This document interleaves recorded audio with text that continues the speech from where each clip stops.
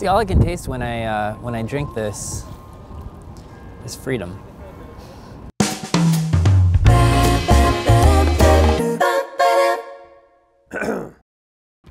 U.S. Representative Jared Polis loves kombucha, that expensive fermented mix of steeped tea and sugar that's getting more popular in the U.S. by the day. Usually the alcohol content is so low that it's not regulated like beer. So when the Alcohol, Tobacco and Trade Bureau recently started cracking down on the drink, sending warning letters to some producers in his district, Polis decided to fight back. It is possible one of these might be 0.6, right? I don't know. So the question is all that policing and putting them out of business and everything else worth it, or is there some better way to secure our food supply for health purposes that they should be focused on, right? Yeah, like listeria. Yeah. You ever card people for buying kombucha?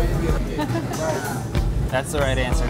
You see they pass apple cider? So Yeah. there's probably a greater chance that that would be over the 0.5 than this. Yeah. This is a bottled product and that's it. Yeah, it's safe to say that you've taken up a mantle of work in keeping kombucha properly regulated. Yeah, because unfortunately there's been a flurry of activity at the FDA over something that's pretty much innocuous. These are bottled products. Yes, there's a living culture in them, but except under unusual circumstances in which it spoils, it's not going to have above the 0.5% alcohol. I mean, we saw on the menu here apple cider. That's much more likely to have an alcohol content that dips above 0.5 if they leave it out than something that's bottled like this. So things that are above 0.5, you need to have an ID. That's right. Be 21. And keep in mind that's arbitrary too, right? I mean, why couldn't it be 0.8? It could. I mean, there's no particular reason it's 0.5. It could be 0.7, 0.8. I mean, you know, That's sure. just where we've drawn a line, arbitrary line. Philosophically. Yeah.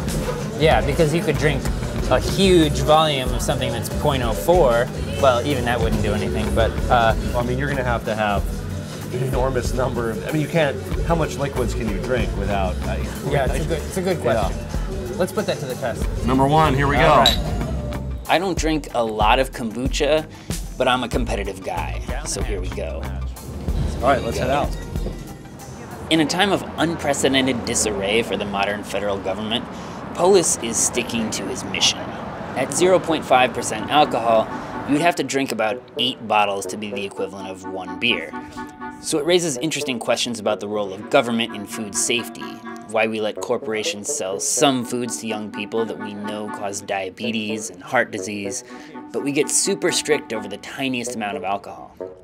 After doing this a while, Representative Polis and I had to sit down.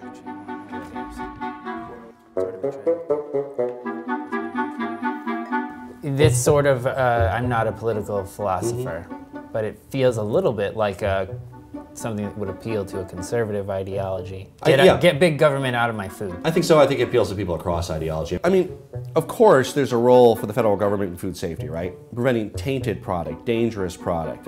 Nobody should be misinformed or be subject to making a decision that could hurt or kill them or their kids. And that's why, for instance, we have a whole host of products that say, you know, don't eat when pregnant, right? But to say nobody can have it when, by and large, it's safer than many food products that are already out there in the market. Yeah, it's safer than soda. We consider soda safe, but we know that if you drink it every day, it is exponentially larger risk of diabetes and obesity and cardiovascular disease. So is it safe? I mean, if it makes you chronically ill, it's fine by us as long as it doesn't make you acutely ill. And even things that make you acutely ill, like if you don't cook meat products properly. But you don't ban chicken.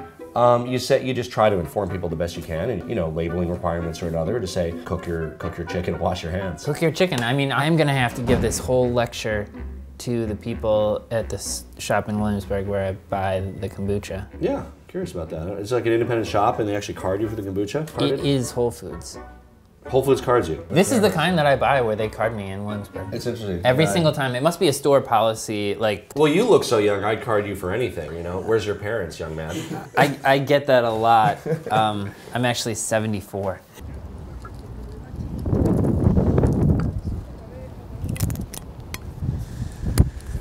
Kombuchas today is that?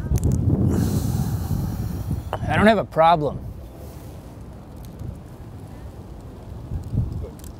What kind of... Maybe you're the one with the problem.